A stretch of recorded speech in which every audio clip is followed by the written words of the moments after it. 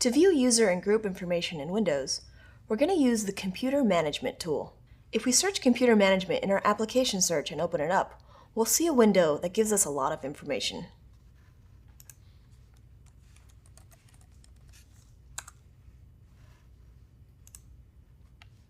We'll be using this application a lot throughout this course, so let's take some time to go over it. At the top of the sidebar, you'll see it says Computer Management Local. This means we're managing a single machine locally. In an enterprise environment, you can manage multiple machines in something called a domain. A Windows domain is a network of computers, users, files, etc. that are added to a central database. If you're an admin of that domain, you can view those accounts and computers from any machine in the domain. We'll learn more about domains and how to manage them in our next course on system administration and IT infrastructure services. Underneath this menu, we have System Tools. Let's do a rundown of each of these submenus. Task Scheduler. This lets you schedule programs and tasks to run at certain times, like automatically shutting off the computer at 11 p.m. every night.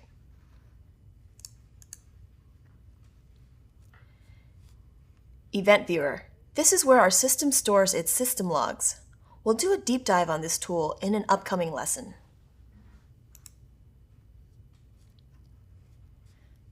Shared Folders. This shows the folders that different users on the machine share with each other. Remember how we said that other users can't view anyone else's files? That's not exactly true. If users store files on a shared folder, anyone who has access to that folder can view it. Local Users and Groups. This is where we'll be doing our user and group management. Performance. This shows monitoring for the resources of our machine, like CPU and RAM.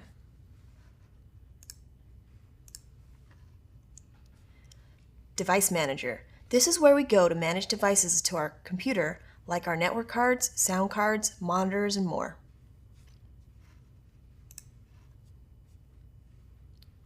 Under the Storage menu, we have a submenu for Disk Management.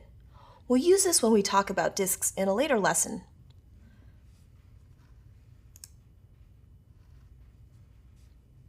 Finally, the Services and Applications menu shows us the programs and services that we have available on the system. We can choose to enable or disable services like DNS here. All the essential settings that we as administrators need to change are found in the Computer Management tool. If you're a power user, it's more efficient to use this than it is to go through the default settings application. Okay, let's get back to the task at hand. Let's see what kind of user account we have and what groups we're a part of. Let's go back to the local users and groups.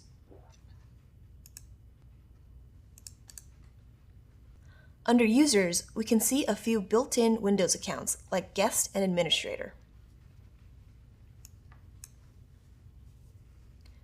The local administrator account lets you log in using the administrator username and whatever the administrator password is on the computer.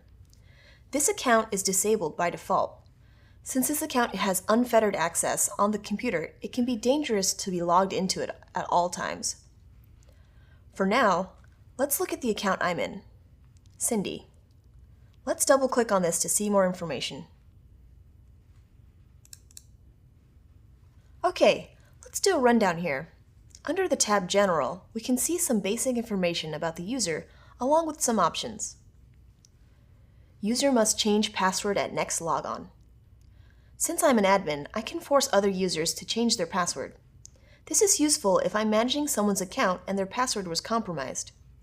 We don't want to risk someone else logging into their account, so we force them to change their password. User cannot change password. Password never expires. Account is disabled. Enabling or disabling an account means making it active or inactive.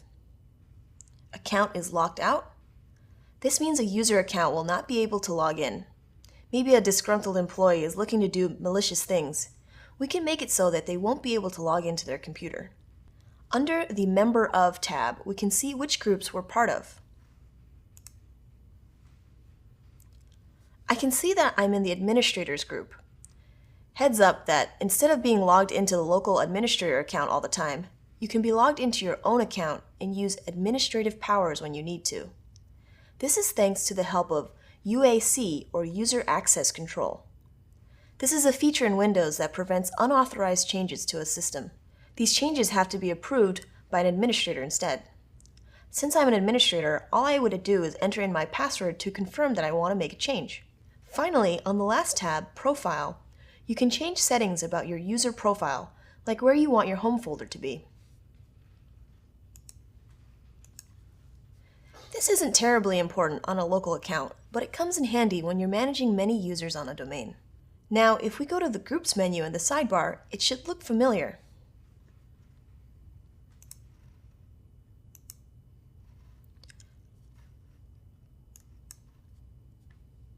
Just like the Member tab, we can view which groups are available and who their members are. And that's how you view user and group information using the Windows GUI. Next, let's take a look at how to do the exact same thing using Windows CLI.